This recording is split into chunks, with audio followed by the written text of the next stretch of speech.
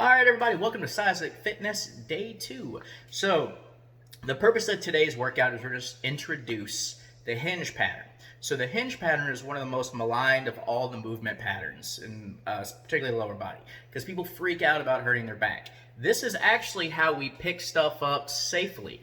So, it works all these muscle groups in our lower back, or the back side of us, called the posterior chain. So, the erectors on either side of your spine, the lower back, all those muscles that keep your pelvis where it should be, the outside of your hips, your core to a lesser extent, your traps, they're to keep your shoulder blades back and down. It's going to work your glutes, which aside from looking good in a pair of jeans, it also is healthy for your lower back, as well as the back of your hamstrings, your back of your legs. So the hinge pattern is how we're going to utilize all these muscle groups in one movement. Now, if you do this improperly or you lack the mobility to do it, then this is where injuries happen. So you see people like all the rounded backs when they're deadlifting and all that kind of stuff. That is how you set up injuries. So that is what we're going to train ourselves not to do. So today's workout is we're going to have 3 different movements that we're going to do for 60 seconds, followed by 30 seconds of work. 30 seconds of rest. So 60 seconds of work, 30 seconds of rest.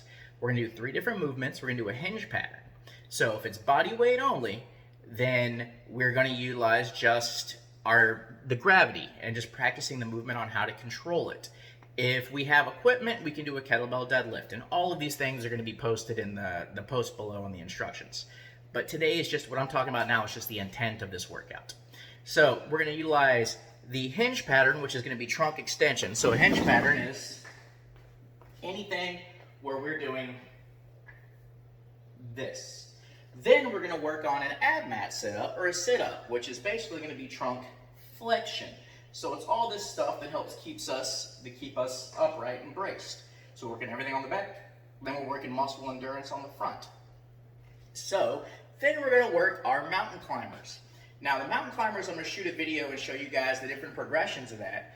But the mountain climber is a great exercise to learn to keep your shoulders into position, locked and screwed into place, basically maintaining a plank position while you're moving your legs relatively quickly. So you're taking away one base of support at a time, so your core has to fire. So a lot of people think about it just like a calisthenic thing that you used to do in elementary school.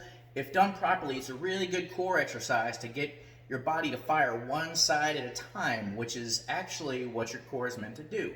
It's meant to fight against rotation, flexion, extension. So basically keeping your spine nice and safe. So the name of the game today is we are learning to protect our spines with all these movements. So trunk extension, trunk flexion, and maintaining a neutral spine while we're moving a base of support with the mountain climbers. Cool. Hope everybody has a great workout. Post your comments on what you did today. And I hope this has all been really helpful. I'm getting a lot of good feedback already, guys.